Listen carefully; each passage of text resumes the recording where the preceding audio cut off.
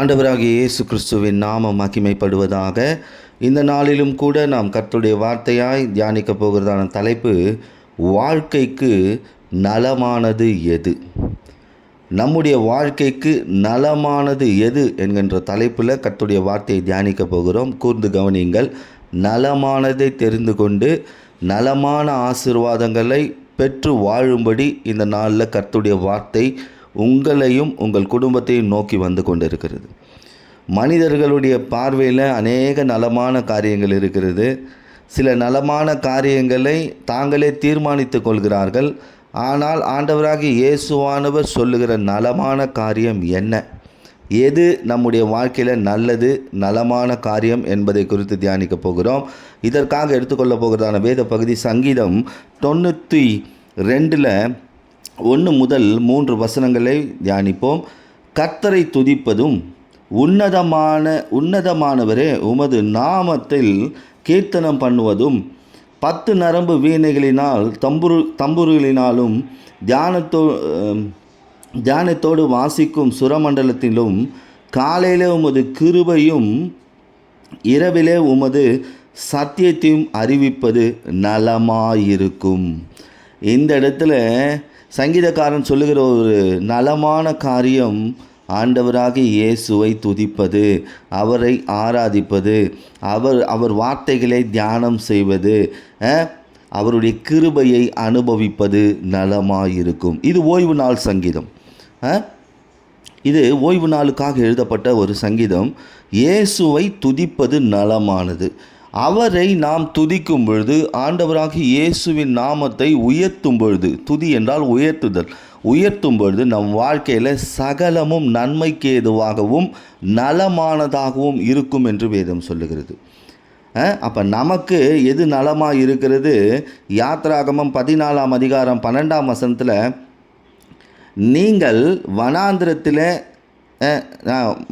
நாங்கள் வனாந்திரத்தில் சாகிறதை பார்க்கிலும் எகிப்தியருக்கு வேலை செய்கிறது எங்களுக்கு நலமாயிருக்கும் என்றார்கள்.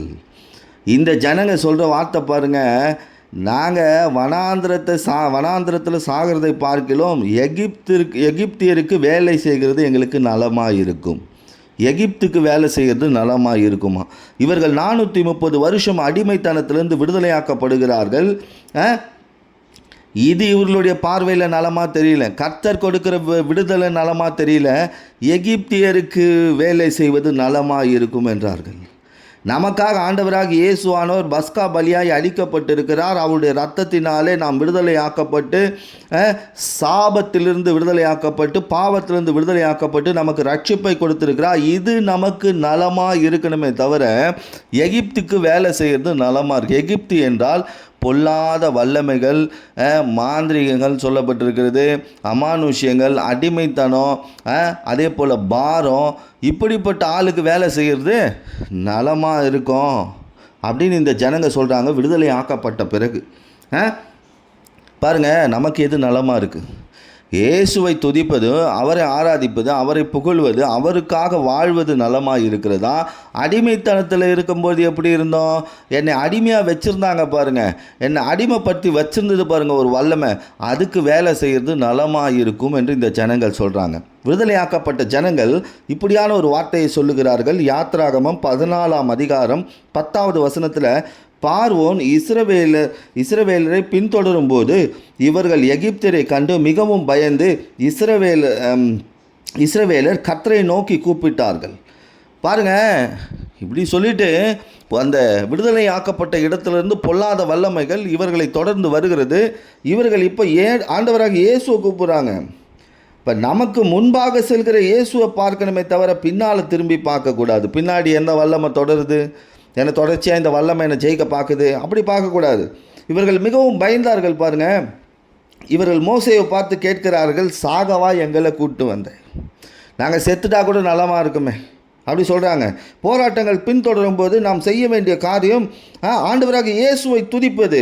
அப்பொழுது அவர் அந்த வல்லமைகளை அழித்து போடுவார். இந்த இடத்துல பாருங்கள், நாம் துதிப்பதை நலமானதாய் தெரிந்து கொண்டால், இயேசுவை எந்த சூழ்நிலையும் உயர்த்துவதை தெரிந்து கொண்டால், எப்படிப்பட்ட பொல்லாத வல்லமைகள் உங்களை ஜெயிக்கலாம், உங்கள் குடும்பத்தை விழுங்கி விடலாம் என்று நினைத்து கொண்டிருந்தாலும் அதை நீங்கள் ஜெயித்து விடுவீர்கள்.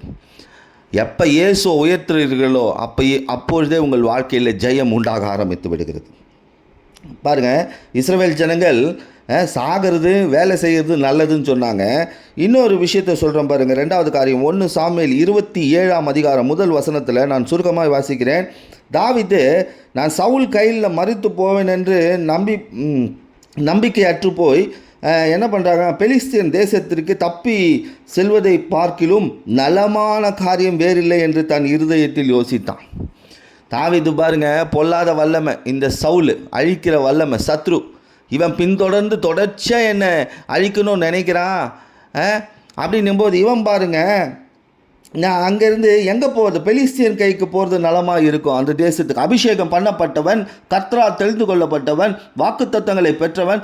ஆனால் சவுல் இவனை பின்தொடரும்பொழுது இவன் பாருங்க, பெலிஸ்தியன், இங்கே பெலிஸ்தியன் தேசத்துக்கு போகும். பெலிஸ்தியன் என்றால் ஊர்ந்து வருகிறவன், அழிப்பவன். இந்த பெலிஸ்தியன் ஆகிய கோலியாத்தை தான் தாவீது ஜெயிக்கிறாரு, பல வல்லமைகளை ஜெயிக்கிறாரு. இப்பொழுது பெலிஸ்தருடைய கையில் போகிறார். பாரு, நமக்கு எது நலமாக இருக்குது? எப்படிப்பட்ட வல்லமைகள் நம்மை பின்தொடர்ந்தாலும் நாம் துதிப்பது நமக்கு நலமானதை கொண்டு வரும். ஜெயம் கொடுக்கிற இயேசுவை துதிங்க. பின்தொடர்கிற வல்லமை விழுந்து போகும். உங்களை எந்த வல்லமை பின்தொடர்ந்து கொண்டு இருக்கிறது? உங்கள் சரீரத்தை அழிக்கும்படி, உங்கள் குடும்பத்தை அழிக்கும்படி, உங்கள் வாழ்க்கை அழிக்கும்படி, உங்கள் பொருளாதார ரீதியான ஆசீர்வாதங்களை எடுத்துக்கொள்ளும்படி, உங்களை நிர்மூலப்படுத்தும்படி எந்த வல்லமை பின்தொடர்ந்தாலும் பின்னே வருகிற வல்லமையை பார்க்காதீர்கள். ஆண்டவராக இயேசுவின் நாமத்தை துதியுங்கள், நலமானதை பெற்றுக்கொள்வீர்கள். அந்த சத்துருக்கள் விழுந்து போவதை உங்கள் கண்கள் காணும். 1 சாமுவேல் 31ஆம் அதிகாரம் 1, 2, 4, 5 வசனங்கள் நான் சுருக்கமாக வாசிக்கிறேன் பாருங்கள். இந்த சவுல் பொல்லாத வல்லமை தாவீதை துரத்துது. இன்றைக்கி எந்த வல்லமை அவங்கள துரத்திட்டு இருக்கு? என்ன நடக்குது பாருங்கள். கில்போவா மலையில் சவுல் மரிக்கிறான், தன் பட்டயத்தினாலே தானே விழுந்து போகிறான். சவுலின் எல்லா ஆயுததாரிகளும் எல்லா மனுஷரும் ஒருமித்து செத்து போனார்கள். பாருங்கள், ஆண்டவரை துதிக்க துதிக்க துதிக்க உங்கள் வாழ்க்கையில் எப்படிப்பட்ட வல்லமைகள் உங்களை பின்தொடர்ந்தாலும் அந்த வல்லமை தானாகவே அழியும்படி கர்த்தர் செய்வார். அது மட்டும் இல்லை, அவனோடு இருக்கிற ஆயுததாரிகள், அதாவது ஒரு கூட்டமாக சேர்ந்து அழிக்க நினைக்கிற வல்லமைகள் முழுவதையும் கர்த்தர் அழித்து போடுகிறார். நமக்காக ஒரு கில்போவா மலை வைக்கப்பட்டிருக்கிறது. நமக்காக ஆண்டவராக இயேசுவானவர் ஒரு கில்போவாவை வைத்திருக்கிறார். இந்த கில்போவா என்றால் சோகம், வெற்றியின் இடம் என்று அர்த்தம். நீங்கள் துதியுங்க, உங்களை துரத்துகிற வல்லமை அது என்ன ஆகும்? தானாக விழுந்து போகும். நீங்கள் இயேசுவை உயர்த்துங்க, உங்களை துதிக்கிற உங்களை அழிக்க நினைக்கிற வல்லமைகள் தானாய் விழுந்து போகும். எந்த சவுல் உங்களை துரத்தி கொண்டு இருக்கிறான்? எந்த எகிப்தியன் உங்களை துரத்தி கொண்டு இருக்கிறான்? பின்னோக்கி பார்க்காதீர்கள், முன்னே இருக்கிற இயேசுவை நோக்கி பாருங்கள், அவரை துதியுங்கள், நலமானதை நீங்கள் அனுபவிப்பீர்கள். 3வது காரியம், யோபு 6ஆம் அதிகாரம் 9ஆம் வசனத்தில், தேவன் என்னை நொறுக்க சித்தமாய் தம்முடைய கையை நீட்டி என்னை துண்டித்து போட்டால் நலமாக இருக்கும். பாருங்கள், யோபு சொல்கிற ஒரு வார்த்தை, என்ன ஆண்டவர் துண்டித்து போட்டால் நலமாக இருக்குமா? இஸ்ரவேல் மக்கள் சொன்னாங்க, எகிப்திலேயே இருந்து நாங்கள் வேலை செஞ்சுட்டே அவனுக்கே வேலை செஞ்சுட்டு இருந்தால் நல்லா இருக்கும்னாங்க. ஆனால் ஆண்டவர் விடுதலையை கொடுத்தாரு. 2வது, தாவீது சவுல் பொல்லாத வல்லமைக்கு பயந்து ஓடுறாரு. அந்த இடத்துல கில்போவா மலையில் அந்த பொல்லாத வல்லமையை அழிக்கும்படி ஆண்டவர் ஒரு திட்டம் வைத்திருந்தார். இங்கே யோபு சொல்கிறது பாருங்கள், இப்படி ஜெபிக்கிறார் யோபு. என்ன ஆண்டவர், நிறைய பேர் இப்படி தான் சொல்லிட்டு இருக்கோம், என்ன ஆண்டவர் சாகடிச்சிட்டா நல்லா இருக்குமே, நான் உயிரோடு வாழ்கிறது எனக்கு பிடிக்கல, ஆண்டவர் என்னை அழிச்சு போடட்டும். இவர் பாருங்கள், தன் வேதனை, கடுமையான வேதனை, உடம்புல வேதனை, கொடிய வேதனை உடம்புல இருக்குது, வியாதி. இப்படி இருக்கிற சூழ்நிலையில் இவர் ஜெபிக்கிறார். இப்படி சாத்தானின் தாக்குதலால் இப்படி ஜெபிக்கிறார். சில நேரங்களில் குடும்பத்தையும் உங்களுடைய சரீரத்தையும் சாத்தான் தாக்கும் பொழுது நீங்கள் சொல்கிற வார்த்தை எப்படி இருக்குது தெரியுமா? நான் செத்துட்டா, ஆண்டவர் என்னை சாகடித்துட்டா நலமாக இருக்கும். ஆனால் நம்முடைய ஆண்டவர் அழிக்கிற தேவன் அல்ல, உருவாக்குகிற தேவன். இதை விசுவாசிங்கள். இதுவரைக்கும் என் குடும்பத்தையும் என் வாழ்க்கையும் சாத்தான் அழிக்க ஆயுதங்களை எடுத்திருந்தாலும் இப்பொழுது ஆண்டவர் சொல்லுகிறார், உன்னை அழிக்கிறவர்கள் மத்தியிலிருந்து உன்னை நான் எடுத்து உருவாக்குவேன் என்று கர்த்தர் சொல்லுகிறார். நீங்கள் உருவாக்கப்படுவீர்கள். பிசாசு ஜனத்தை அழிக்க வருகிறான், ஆண்டவராக இயேசு அதற்கு ஜீவன் உண்டாயிருக்கும்படி வந்தார் என்று வேதம் சொல்லுகிறது. ஆரம்பத்தில் இந்த யோபு சொன்னது என்ன தெரியுமா? ஆரம்ப காலகட்டத்தில் கர்த்தர் கொடுத்தார், கர்த்தர் எடுத்தார்னு சொன்ன மனுஷன் இப்போ பாடுகள், வியாதிகள், சோதனைகள் வந்த உடனே தன்னுடைய ஜெபத்தை மாத்துறாரு. எப்படின்னா, என்னை ஆண்டவர் துண்டித்து போட்டால் நலமாக இருக்கும். ஆண்டவராக இயேசுவானவருக்கு தெரியும், உங்கள் வேதனைகள் தெரியும், உங்கள் வியாதி தெரியும், உங்கள் சோதனை தெரியும், உங்களை சுற்றி இருக்கிற பொல்லாத வல்லமைகள் தெரியும், உங்களை பின்தொடர்கிற சத்துருக்கள் தெரியும். அவரை நீங்கள் உயர்த்த உயர்த்த துதிக்க துதிக்க உங்கள் வாழ்க்கையில் நலமானதை அவர் செய்ய வல்லவராக இருக்கிறார். பாருங்க, இவர் சாவது நல்லதுன்னு சொல்லிட்டார். இப்படி இருக்கக்கூடாது, இப்படி இருக்கக்கூடாது. எனக்கு ஜனக்காக ஜீவனை கொடுத்து என் வாழ்க்கையில் என் ஜீவனை தப்புவித்த இயேசு வல்லவர் என்று துதிங்க. உங்கள் வாழ்க்கை மாற ஆரம்பிச்சிடும், உங்கள் வியாதி மாறும், உங்கள் போராட்டம் மாறும், உங்கள் சத்துருக்கள் பின்தொடர்ந்து அவர்கள் விழுந்து போவார்கள். எப்படிப்பட்ட பொல்லாத வல்லமைகள் பிசாசின் தாக்குதலும் உங்களை ஜெயிக்க முடியாது. நீங்கள் இயேசுவை துதிப்பது நல்லது என்று பாருங்கள், உங்கள் வாழ்க்கையில் நலமானதையும் நன்மையானதையும் அனுபவிப்பீர்கள். அடுத்து பாருங்கள், ஓசியா 4ஆம் அதிகாரம் 13ஆம் வசனத்தில் நான் சுருக்கமாக சொல்லுகிறேன். இங்கே நிறைய மரங்களை பற்றி சொல்லப்பட்டிருக்கு. இங்கே ஜனங்கள் மரங்களின் நிழல் நல்லது என்று பார்க்குறாங்க. இந்த மரத்துடைய நிழல்கள் இது எதை காமிக்குதுன்னா, இவர்கள் உலகத்தின் நிழல் நல்லது என்று இருதயத்தில் யோசிக்கிறாங்க. உலகத்தில் இருக்கிற காரியங்கள், உலகத்தின் நிழலில் வாழ்கிறது, உலகத்தின் நிழலுக்குள்ளே இருக்கிறது நல்லதுன்னு பார்க்குறாங்க. ஆண்டவராக இயேசுவின் ஜனங்கள் அவரை விட்டு என்ன பண்ணுறாங்க, இப்போ உலகத்தின் நிழல் நல்லதுன்னு சொல்கிறாங்க. ஆனால் அதே 4ஆம் அதிகாரம், ஓசியா 4ஆம் அதிகாரம் 12ஆம் வசனத்தில், என் ஜனங்கள் கட்டைகளிடத்தில் ஆலோசனை கேட்கிறார்கள், அவர்களுடைய கோல் அவர்களுக்கு செய்தி அறிவிக்குமோ, தங்கள் தேவனுக்கு கீழ்ப்படியாமல் சோரமார்க்கம் போனார்கள். இங்கே பாருங்கள், இப்போலாம் ஒரு விஷயம் சொல்கிறேன் பாருங்கள். இந்த குறி சொல்கிறேன்னு சொல்லிட்டு கையில் ஒரு கட்டையை வச்சுட்டு என் எதிர்காலம் எப்படி இருக்கும், என்னுடைய வாழ்க்கை எப்படி இருக்கும் அப்படின்னு கேட்குறாங்க, சொல்கிறாங்க பாருங்கள், குறி சொல்கிறாங்க அப்படி இப்படின்னு சொல்லிட்டு. அதையெல்லாம் நம்புகிறாங்க என் ஜனங்கள். உலகத்தின் நிழலுக்குள்ளே போகிறாங்க, உலகத்துக்குள்ளே போய் ஆலோசனை கேட்குறாங்க, உலகத்துக்குள்ளே போய் என் எதிர்காலம் எப்படி இருக்குன்னு கேட்குறாங்க. ஆனால் கேட்க வேண்டிய இடம் ஆண்டவராகி இயேசுவானவரிடத்தில். இங்கே பாருங்கள், உலகத்தின் நிழலில் இருக்கிறாங்க. ஆனால் ஆண்டவர் நம்மை உண்டாக்கினார். நாம் எங்கே இருக்கணும், உன்னதமானவருடைய நிழலில் இருப்பதே நமக்கு நலமானது. இந்த இயேசுவின் நிழலில் இருக்கும்பொழுது என்னை எந்த வல்லமையும் தாக்க முடியாது, யாரும் என்னை ஜெயிக்க முடியாது, யாரும் என்னை வீழ்த்த முடியாது. பிசாசின் வல்லமைகள் என்னுடைய சரீரத்தில் ஆளுகை செய்தாலும் சரி, பிசாஸ் என்னை பின்தொடர்ந்தாலும் சரி, என்னை அழித்து விடலாம் என்று பொல்லாத வல்லமைகள் என்னை பின்னோக்கி வந்தாலும் சரி, நான் சர்வ வல்லவருடைய நிழலில் இருக்கும்போது என்னை எதுவும் செய்ய முடியாது. சங்கீதம் 91:1 சொல்லப்பட்டிருக்கு, உன்னதமானவருடைய மறைவில் இருக்கிறவன் சர்வ வல்லவருடைய நிழலில் தங்குகிறான். உன்னதமான இயேசுவானவர் அவருடைய நிழல் இருக்கிறவன் பயங்கரமாக பாதுகாக்கப்படுவான். உலகத்தின் நிழல் அல்ல, இயேசுவின் நிழலில் இருப்பது நமக்கு நலமானது. இயேசுவின் நிழலில் இருக்கிறது நம்ம வாழ்க்கைக்கு நலமானதை கொண்டு வரும். உன்னத பாடல் 2ஆம் அதிகாரம் 3ஆம் வசனத்தில், உமது நிழலிலே வாஞ்சையாய் உட்காருகிறேன். சர்வ வல்லவருடைய நிழலில் இருக்கணுங்க. சர்வ வல்லவருடைய நிழலில் இருக்கும்போது நம்ம வாழ்க்கையில் உலகத்தின் நிழல் இருக்காது, உலகத்தின் பாதிப்பு இருக்காது, பொல்லாத வல்லமைகளின் பாதிப்பு இருக்காது. வந்தாலும் அதை மாற்றக்கூடிய வல்லவர் இயேசு. அப்போ அவருடைய நிழலின் மேல் நாம் வாஞ்சாய் இருக்கணும், அவருடைய நிழலில் நாம் என்ன பண்ணணும், இருக்கணும். அப்போ ஆண்டவர் சொல்கிறாரு, என் கரத்தின் நிழலினாலே உன்னை மறைப்பேன், எந்த வல்லமையும் உன்னை தொட முடியாதபடி என் கரத்தின் நிழலினால உன்னை மறைப்பேன். ஏன்னா நீ என்னுடைய நிழலில் இருக்கிற பிள்ளை. இப்போ பாருங்கள், நான் சொல்லிகிட்டு இருக்கேன், எது நலமானது, நமக்கு எது நலமானது. சாகிறது நலமானதுன்னு நினைக்கக்கூடாது, ஓடி போகிறது நலமானதுன்னு நினைக்கக்கூடாது. நான் சர்வ வல்லவருடைய நிழலில் இருப்பது நலமானது, இயேசுவை துதிப்பது நலமானது. யோனா என்ன சொல்கிறாரு பாருங்கள். யோனா 4ஆம் அதிகாரம் 3ஆம் வசனத்தில் யோனா சொல்கிற ஒரு வார்த்தை, என் பிராணனை என்னை விட்டு எடுத்துக்கொள்ளும், நான் உயிரோடு இருக்கிறதை பார்க்கலும் சாகிறது நலமாக இருக்கும் என்றான். அடுத்த ஸ்டேட்மெண்ட் இவர் பாருங்கள், சாவது நலமாக இருக்கும். இயேசு நலமானதை தருகிறார், அவரை துதிக்கிறேன்னா நலமானதை பெற்றுக்கொள்வேன். இப்போ இருக்கிற போராட்டத்தை பார்க்கலும் என் வாழ்க்கையை மாற்றி ஆசீர்வதிக்க இயேசு வல்லவர் என்று சொல்வதை விட்டுவிட்டு சாவது நலமாக இருக்கும்.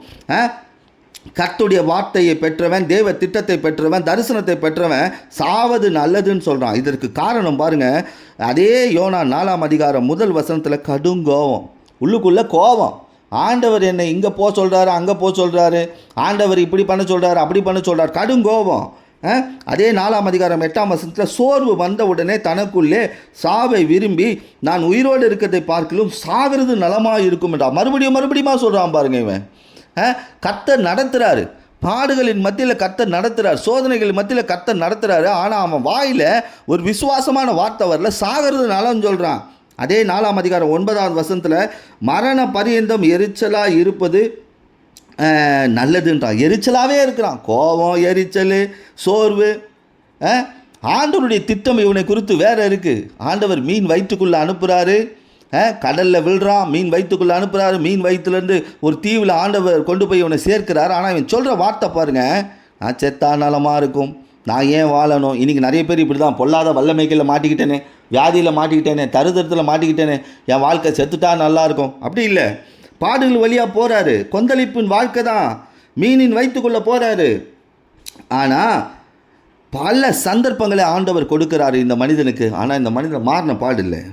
யோனா ஒரே ஒரு வேளை தன்னை தாழ்த்தி இருந்தால் இந்த பாடுகள் இல்லை. தாழ்மை, ஆண்டவருக்கு முன்பாக தாழ்மை உங்கள் வாழ்க்கையை ஆசீர்வதிக்கும். எந்த சூழ்நிலையிலும், அது மீன் வயிற்றாக இருந்தாலும் சரி, அது பெருங்கடலாக இருந்தாலும் சரி, அலையாக இருந்தாலும் சரி, போராட்டமாக இருந்தாலும் சரி, நான் இயேசுவை துதிப்பது நல்லது, என் இயேசு எனக்கு நல்லதை தருவார், நலமானதை தருவார்னு விசுவாசிக்கும் பொழுது எப்படிப்பட்ட சூழ்நிலையை நீங்கள் அகப்பட்டு கொண்டு இருந்தாலும் சரி, அதிலிருந்து கர்த்தர் வெளியே கொண்டு வந்து உங்கள் வாழ்க்கையை மாற்றுகிறவராக இருக்கிறார். அப்போ பாருங்கள், எது நலமானது? ஆண்டவராக இயேசுவை துதிப்பது நலமானது என்று நான் தெரிந்து கொள்ளும் பொழுது என் வாழ்க்கையில் சகலமும் நன்மைக்கு ஏதுவாகவே நலமானதாகவே நடக்கும். அப்போ இந்த இஸ்ரவேல் மக்கள் எகிப்திலேருந்து வரும்பொழுது நாங்கள் அங்கேயே வேலை செய்தால் நலமாக இருக்கும் அப்படின்னா எப்படின்னா, பழைய வாழ்க்கைக்குள்ளேயே நான் என்னுடைய வாழ்க்கை அடிமைத்தனத்திலே இருந்தால் நலமாக இருக்கும் அப்படின்னு சொல்லக்கூடாது. அதே போல் பின்னிட்டு வருகிற பொல்லாத வல்லமைகளை பார்க்கக்கூடாது, எனக்கு நன்மை தருகிற இயேசுவை பார்க்கணும். அப்படி பார்க்கும்பொழுது பொல்லாத வல்லமைகள் எப்படி தொடர்ந்து வந்தாலும் அது தன்னுக்குத்தானாகவே விழுந்துடும். அது கூட கூட்டமாக வர ஆயுததாரிகளும் விழுந்து போவாங்க. அதுபோல் இந்த யோபுடைய வாழ்க்கையில் நாம் பார்க்குறோம், அவர் நமக்காக ஜீவனை கொடுத்துருக்கிறார். ஜீவனை எடுக்கிறவர் அல்ல, ஜீவனை கொடுக்கிறவர்.